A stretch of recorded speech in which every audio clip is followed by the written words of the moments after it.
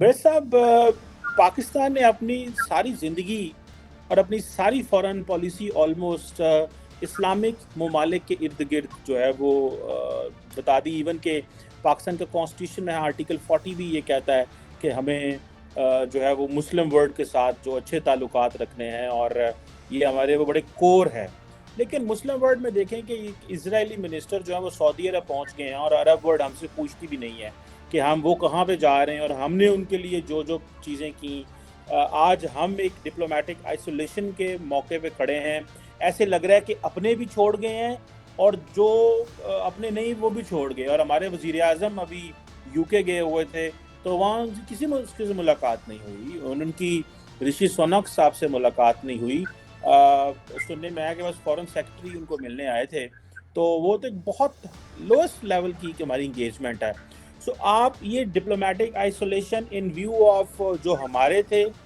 उनके सेंस में कैसे देखते हैं, और जिनके साथ हमने मिलके बड़ा काम किया उनके रेफरेंस से कैसे देखते हैं? हालांकि एक इसमें एक और एंगल भी बड़े साहब ऐड कर लूँ। अगर सारी की सारी वेस्टर्न वर्ल्ड जो है वो पाकिस्तान के में इलेक्शंस के बारे में सीरियस होती, तो they should have met Pakistani prime minister, उनको स्ट्रेस करते कि इलेक्शंस फेयर एंड फ्री और वो भी होने चाहिए। लेकिन इस हद तक भी मुलाकात नहीं की गई, और उन्हें जो है वो कहा भी नहीं गया। सो लेकिन ये ज़रा बताएं सर, इसको आप what do you make of that sir? देखें जी, इस सवाल जो है इसके ये दो तीन बड़े इम्पॉर्टेंट और टची फीली किस्म के मौजूआत जो हैं उनको अट्रैक्ट करता है। बात चूँकि आपने इजराइल से शुरू की है कि अरबों के साथ उनका जो ताल्लुकात इतने अच्छे बन गए और बन रहे हैं, और हमें उन्होंने जो है वो किसी तरीके से भी कोई प्रॉपर जो है अंगेज नहीं किया।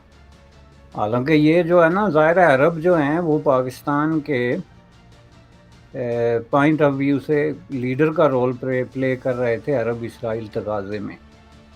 और आपने ये जो कहा ना कि इन लोगों से मिल के बड़े बड़े काम किए हमने, तो हम डिज़र्व करते हैं कि हमें ऑन बोर्ड रखा जाता। तो इसकी मैं थोड़ा सा दुरुस्तगी ये करूं कि हमने मिलजुल के काम नहीं किए, बल्कि हमने उनके अंडर जो है वो मखसूस किस्म के फरीज़े सर अंजाम दिए। इससे ज़्यादा वो इसको किसी भी तरह की कैटेगरी में रखने के लिए तैयार नहीं। ज़ाहिर है पाकिस्तानी पॉइंट ऑफ व्यू से तो पाकिस्तान तो अपनी अवाम को यही बताएगा ना कि हम तो बहुत बड़े बड़े माजों पे बैठे रहे, फ़लाँ से मिल के ये लड़ाई लड़ी, फ़लाँ से मिल के ये लड़ाई लड़ी। लेकिन उनके पॉइंट ऑफ व्यू से देखें तो वो लड़ाई, इसको मैंने 2-3 दफ़ा बड़े उससे सम अप किया था कि जब पाकिस्तान ने जो है वो यूनाइटेड स्टेट ऑफ अमेरिका को और नेटो को ये ऑफ़र की कि हम जो है आपकी जो गल्फ़ की सिक्योरिटी के इश्यूज़ हैं, मैं बात कर रहा हूँ 50s और 60s की, उसके लिए हमारे पास इस वक्त भी जो है 90,000 इस मकसद के लिए ट्रेंड फ़ौजी हैं, हाईली स्किल्ड, और हम मज़ीद ट्रेंड कर सकते हैं और आपको बेफ़िक्र करा सकते हैं। आपको कहीं भी अपनी फ़ौजें तैनात करने की ज़रूरत नहीं, वो इराक़ में हों या सीरिया में हों या जहाँ कहीं भी। तो उसके जवाब में जो है वो प्रेसिडेंट ने अपनी जो उनका जो डिपार्टमेंट ऑफ फाइनेंस और ये जो ऑडिट और ये होते हैं उनसे पूछा, तो उन्होंने उसको कैलकुलेट करके बताया कि एक अमेरिकी सिपाही जो हम यहाँ से मशरक़ वस्ता में तैनात करते हैं,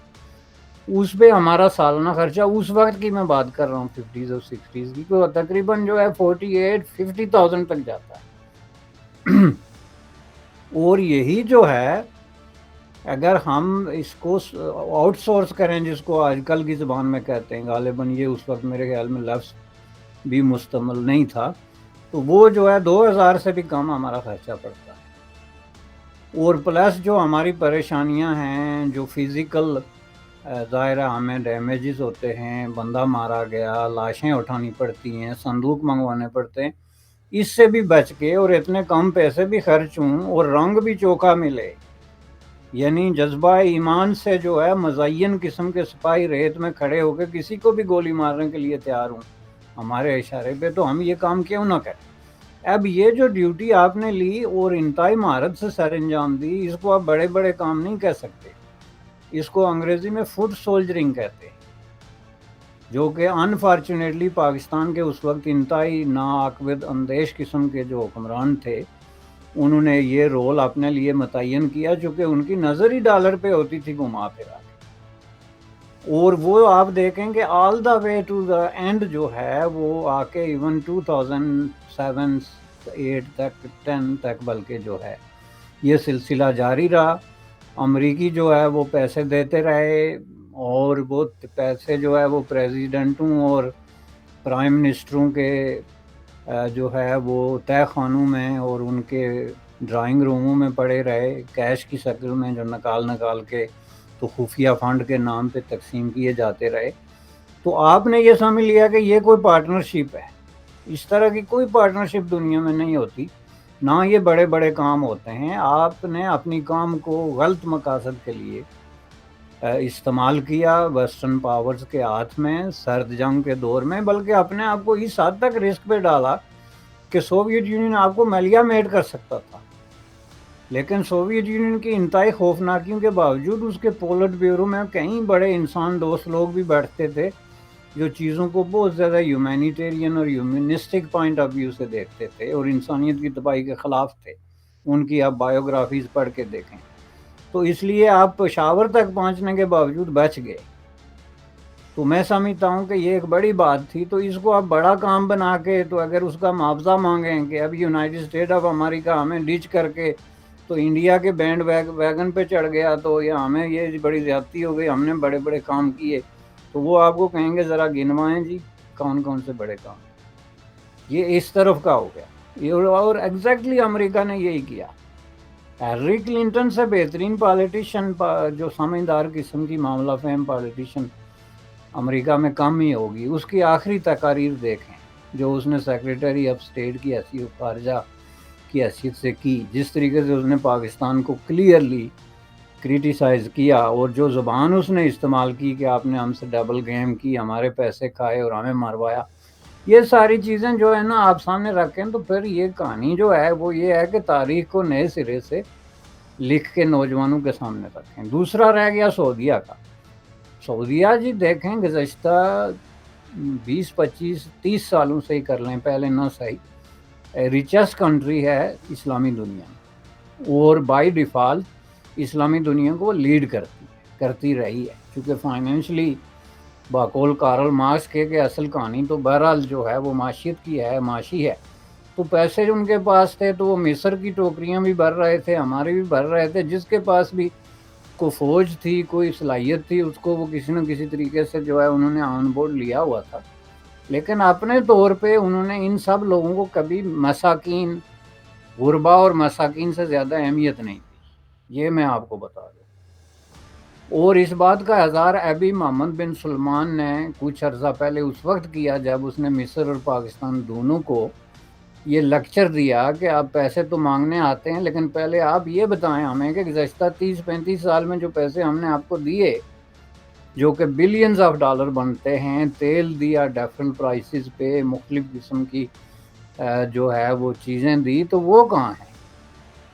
اور انہوں نے ان کو خبردار کیا کہ آئندہ ہم آپ کو پیسے نہیں دیں گے، آپ جا کے پروجیکٹ لے کے آئیں تو اس کو ہم فائنینس کریں گے۔ لیکن پروجیکٹ لے کے آنے کا مطلب دوسرا کیا تھا، دوسرے الفاظ میں کہ آپ اپنی خارجہ پالیسی ٹھیک کریں بھائی۔ آپ لوگوں نے جو یہ کیا ہوا ہے کہ خارجہ پالیسی کا مطلب ہوتا ہے پیسے لینا، اور پیسے لے کے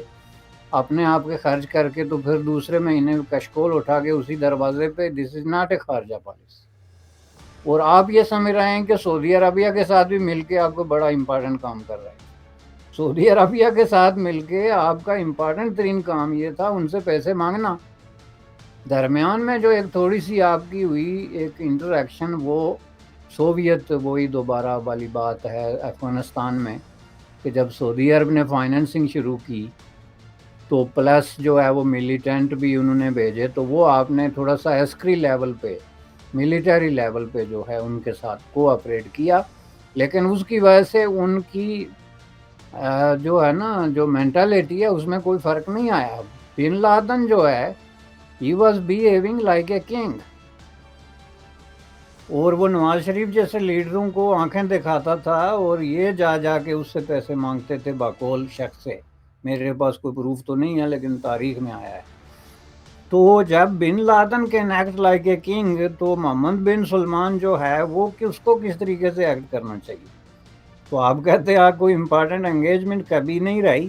البتہ عربوں نے آپ کو مسلسل چانس دیے، امریکہ نے آپ کو چانس کوئی نہیں دیا. انہوں نے آپ کو ایک ہی سانس میں ایک بات کہہ کے ڈچ کر دیا کہ جائیں جی کوئی آپ ہمارے لیے اتنے امپارٹنٹ نہیں ہیں، افغانستان ہم خود سنبھال لیں گے یا نہیں سنبھالیں گے، دس از نان آف یور بزنس. عربوں نے آپ کو چانس دیا کہ بھائی یہ انڈیا کے ساتھ تعلقات درست کریں، ہم بھی آتے ہیں، آپ کے مفادات کا خیال رکھتے ہیں، تو ہم مل جل کے بزنس کرتے ہیں. ایک نیا دور ہے، نیا زمانہ ہے، تو اس نئے زمانے کے حوالے سے ہمیں نئے جو ہے اقدامات کی ضرورت ہے. آپ نے عربوں کے خلاف بغاوت کرانے کی کوشش شروع کر دی. جس طرح کچھ لوگ کہتے ہیں پاکستان کی فوج میں کسی نے بغاوت کرانے کی کوشش کی، اس طرح کہتے ہیں آپ نے سمجھا کہ یہ جو بن لادن کے خلاف بغاوت کرانا کون سی بڑی بات ہے جی، اگر ہم یہ کام کر سکتے ہیں تو اس کو تو ہم جناب ٹاپل ڈاؤن کر دیں گے. ایک لبِ نیوز انڈیا، انترراشٹریہ خبروں کا منچ.